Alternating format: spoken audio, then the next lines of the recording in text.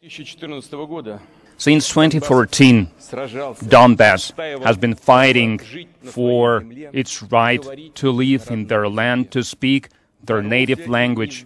It has fought and it has not given up under the blockade and constant shelling and hatred shown by the Kiev regime. They were waiting and expecting and hoping that Russia will come to its aid. In the meantime, and you are well aware, we did everything we could, absolutely everything we could, to resolve this problem peacefully. We've been involved in negotiations on finding peaceful resolution to this difficult conflict, but behind our backs they were preparing a different scenario. The promises by the Western leaders, their words about aspirations for peace in the Donbass. As we have seen now, it was all lies. They were just trying to win time.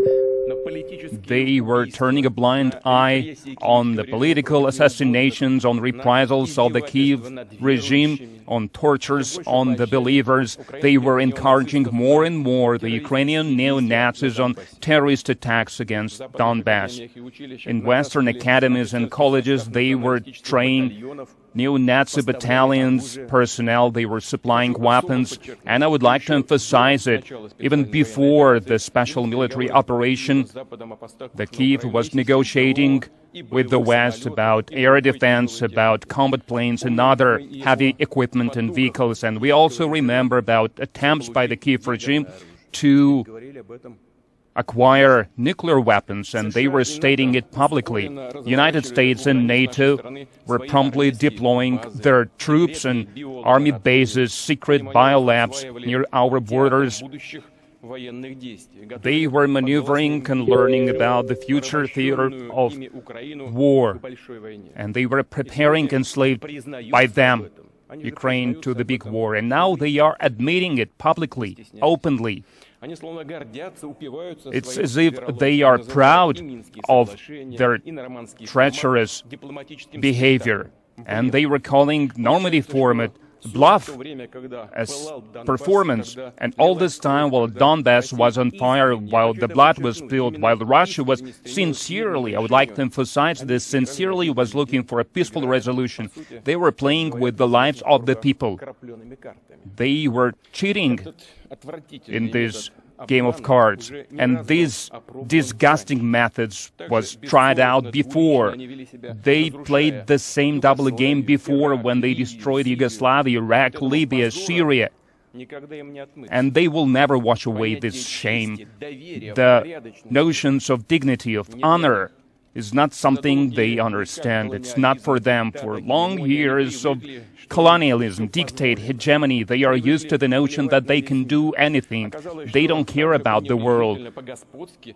And in the same manner, like masters, they treat the peoples of their own countries, because they have been lying to them as well by the stories they were telling them about how they were looking for peace, how they were sticking to the Security Council resolutions on Donbass.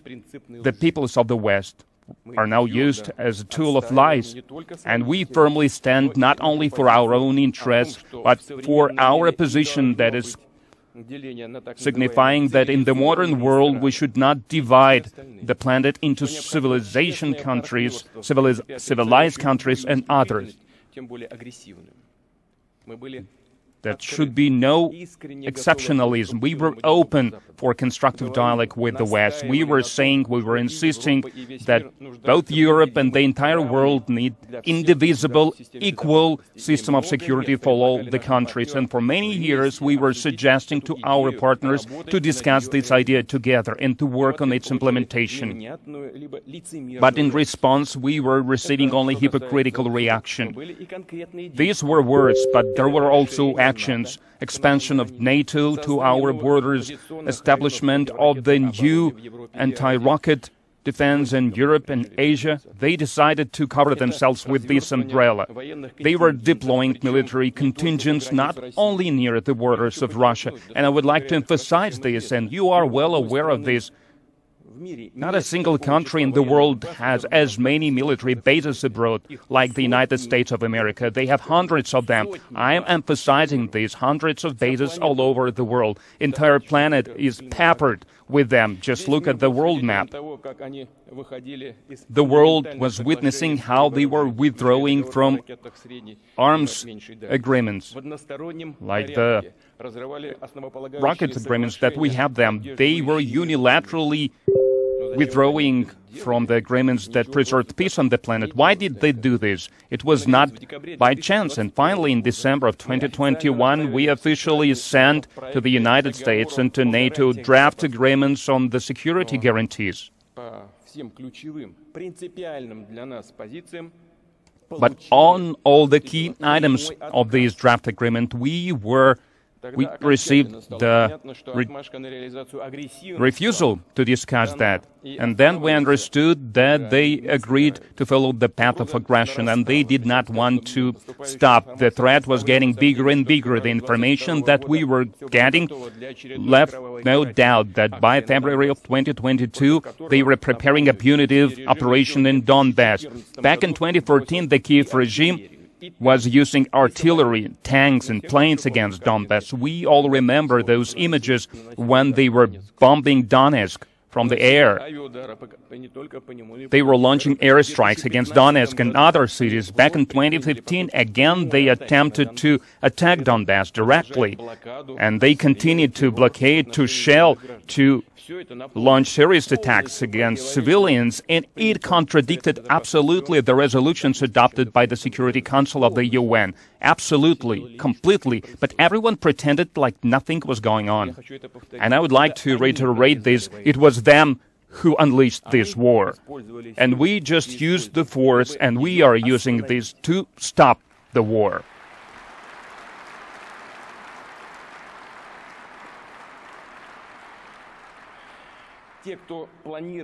Those who planned a new offensive against Donbass, Donetsk, Lugansk, they understood clearly that the next target will be Crimea and Sevastopol, and we understood this, and we knew about this. And now, in Kiev, they are openly talking about this goal, so now they are out in the open.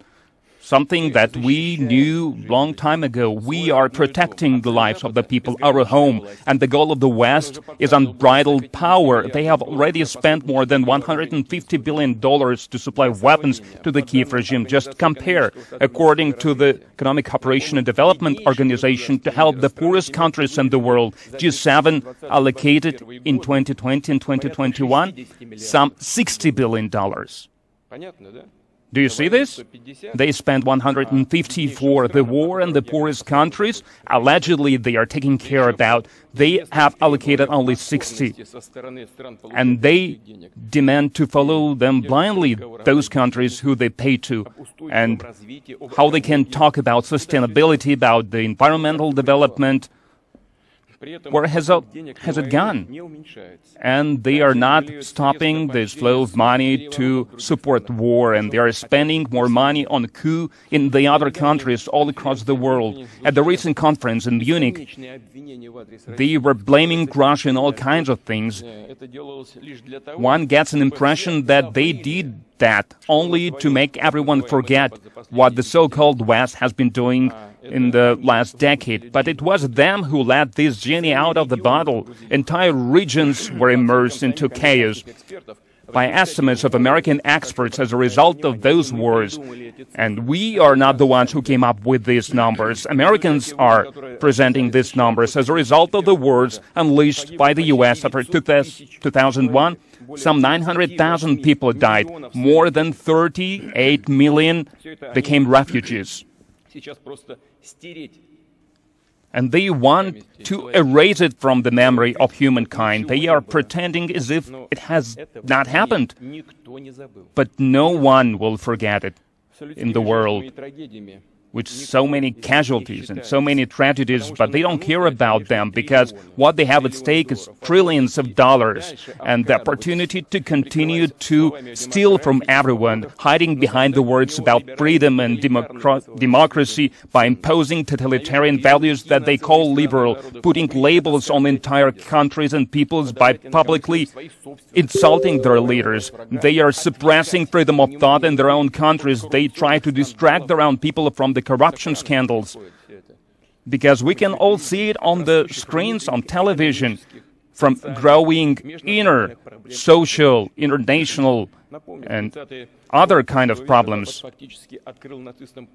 Back in the 1930s, they led the way for Nazis to take power in Germany, and in our time, they started building anti-Russia from Ukraine. It's nothing new. People who know a little bit of history, they are perfectly aware of what's going on. It can be traced back to the 19th century.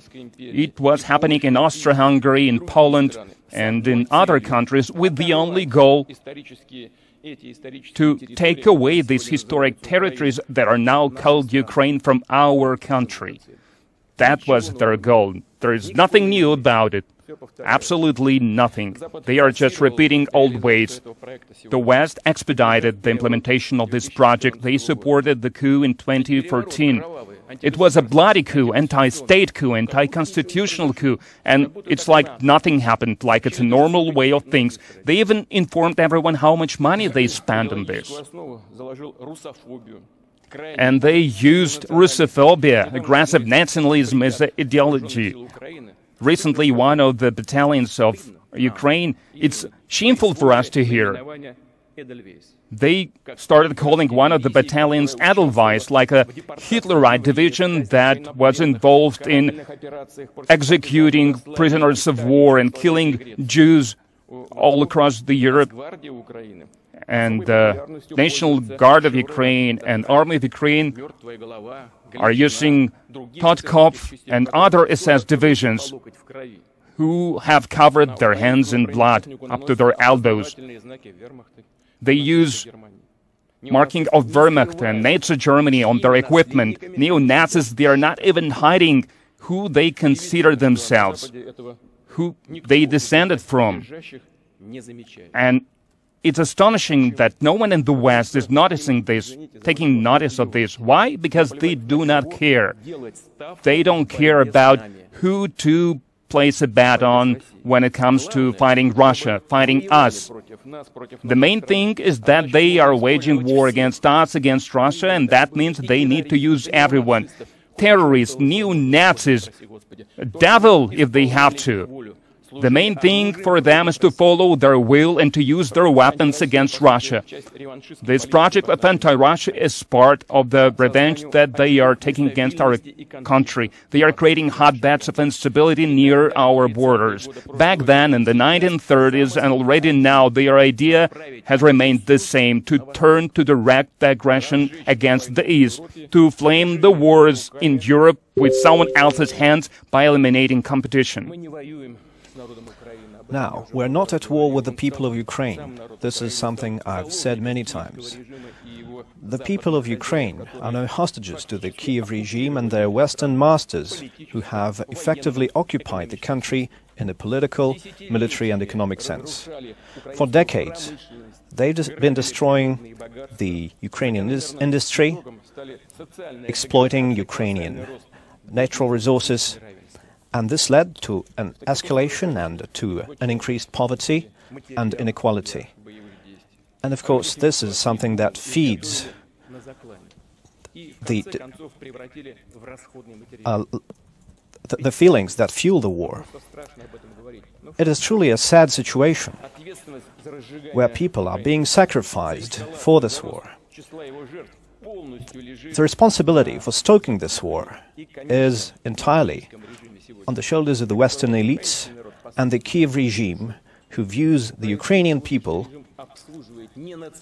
not as their own people, but as someone else.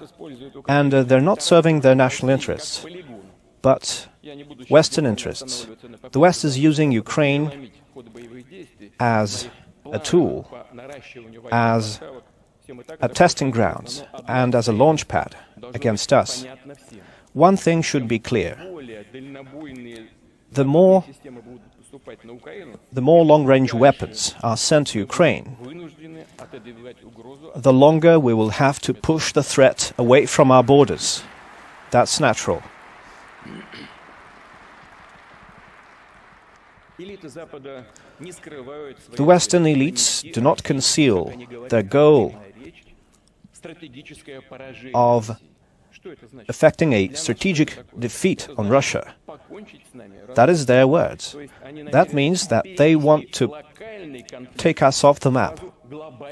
They want to turn the local conflict into a global confrontation. And this is how we understand this. And we will respond adequately. Because this is now about the very existence of our country. But they cannot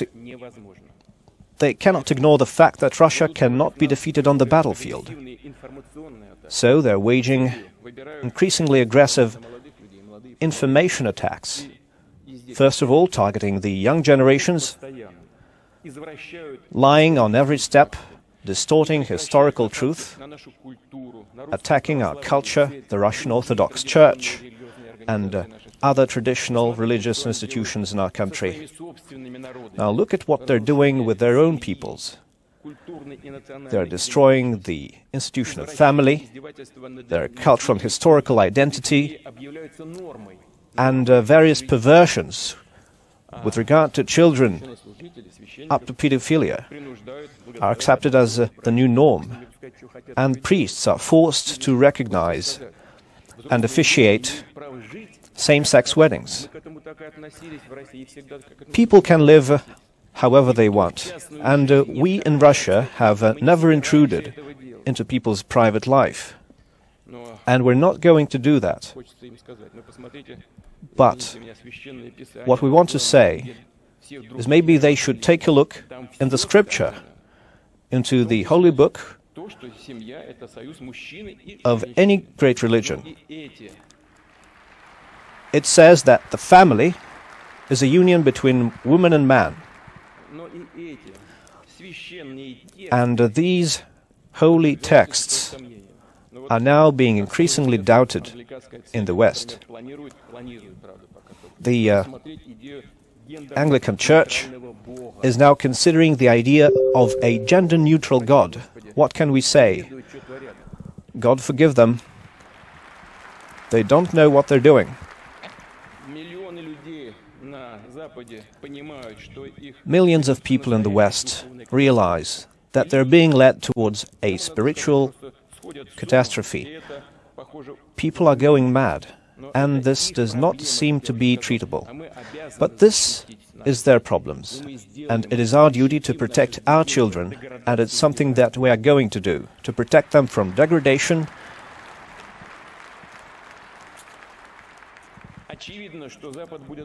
It is obvious that the West will be trying to shatter our unity and support traitors who despise their native land and who want to have a profit on their country's troubles. Those who choose the path of traitorship, who carry out terrorist attacks against our country, who undermine the security and unity and integrity of our country, are being supported by the Kiev regime, but we're not going to engage in witch hunts. We're not going to exact revenge on those who took the wrong step, who made the wrong choice. What's most important is that Russian people give a moral assessment to those actions, and we're very proud that our multinational people and the majority of Russian citizens have adopted a principled position with regard to the special military operation. They understood what we're doing and they supported our actions in Donbass. This was a true show of patriotism, of the feelings that are historically characteristic of our people. It's something that we see in our history, and it's a way that we see that our fate is the fate of our country. They're one and the same. Friends, I would like to thank all of you and the entire people of Russia, to say thank you to the soldiers and officers in the army, in the navy,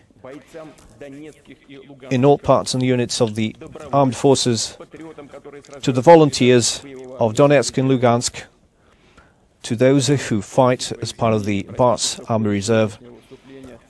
And I apologize for not being able to list all of the parts of our society. When I prepared the speech, I had a long list of the heroic units, and then I decided to take it out because, as I've said, it's not possible to name every one of them. So I don't want to leave anybody out. So I bow down before the parents and spouses of those who fight in the special military operation, the doctors and nurses, the sanitary instructors and the railway workers and truck drivers who carry supplies for the front line, for the builders who restore civilian facilities and those working several shifts at defense manufacturing facilities, and those who strive to make our country more secure and more prepared. I want to say thank you to the teachers who take care of the younger generation, especially those who work in the difficult and dangerous conditions near the front lines, and various cultural figures who come to the front line to cheer up our soldiers, the volunteers and journalists, first of all the military correspondents who risk their lives at the front line to tell the word, the truth, the leaders of Russian traditional religions, and especially military priests whose sermons inspire our soldiers and officers, civil servants and business people, those who carry out their civil and human duty.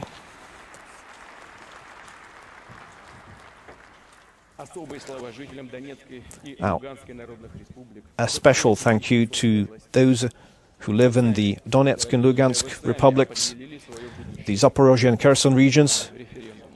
You decided what future you want to have at the referendums. You made a clear choice despite the terror and the threats from the neo-Nazis. When military action was close to your homes, but your decision to be with Russia was strong, to be with your native land.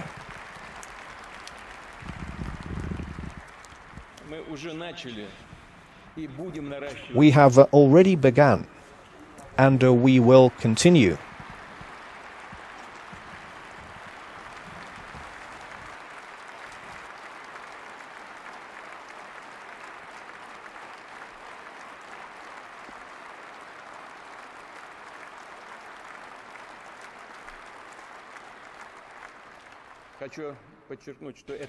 I want to emphasize that this response from the audience to people living in the Donetsk and Lugansk republics and the Kherson and Zaporozhye regions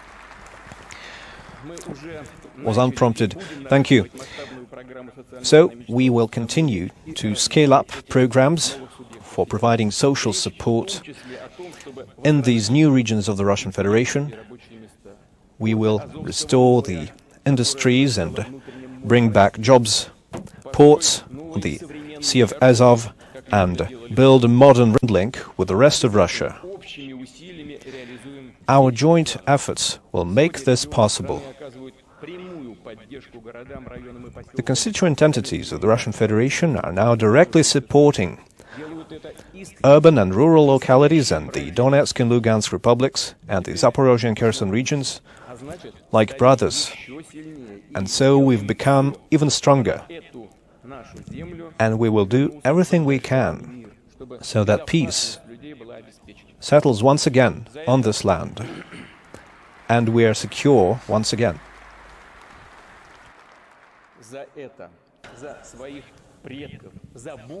This and our ancestors and the future of our children and grandchildren, restoring historical truth, is what our soldiers, our heroes, are fighting for today. Friends, I want to pay tribute to those who gave their lives fighting for our country, and to the civilians who died at the hands of the neo-Nazi.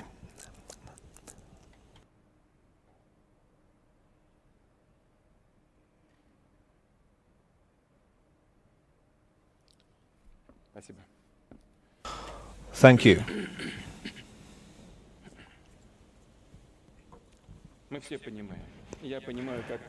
Now, we realize, and I realize, how unbearable it is for the families, the spouses and parents of fallen soldiers, but they made it possible that they grow up heroes, just like during the Second World War, when their ancestors fought against the Nazis. And their spirit and their sacrifice is something that we remember, and it is our duty to support their families and to help their children to get a decent education and a profession. And every such family needs to be in the focus of our state, needs to be cared for, and all its needs need to be met with a prompt response.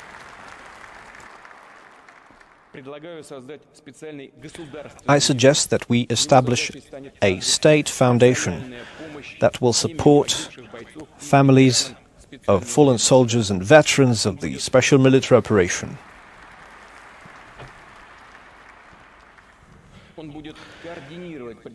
It will coordinate the provision of social, psychological and medical aid, and providing resorts, vacations, and help people get jobs and improve their professional skills, get new professions. And an important task for the foundation would be organizing home-based care for everyone who needs it to a high level of quality. So I request the government, all those tasked with social policy, and the regions of the Russian Federation to make sure that this happens. The procedure should be open and transparent, and the procedure should be simple, on a one-stop basis, without any red tape. So every family, I want to emphasize this, every family of a fallen soldier, every veteran should have their own personal social worker or coordinator,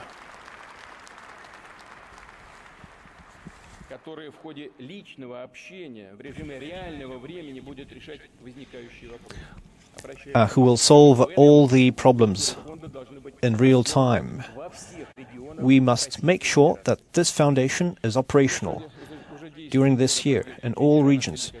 We have frameworks to support veterans and people who took part in local conflicts, and I think that this foundation may take up these issues in the future. We need to discuss that, and I request the government to do that.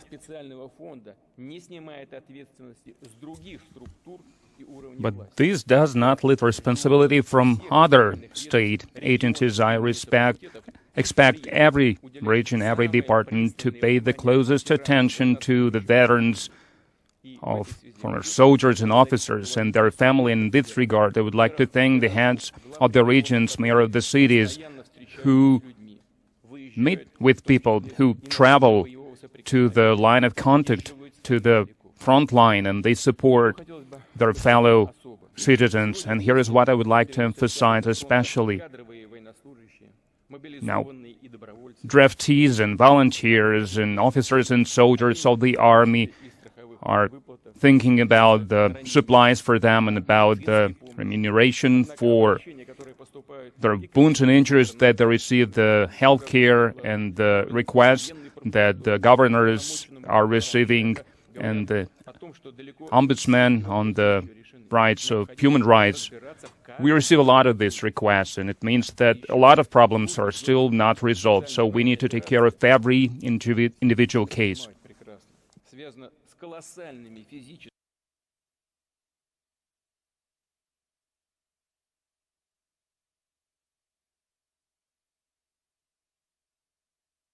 And obviously, serving in the zone of special military operation is a heavy burden for everyone involved, and they are taking risk for their lives on a daily basis. So I think for all the military servicemen, for all the participants of the special military operation, including volunteers, they should receive holidays at least once every year, no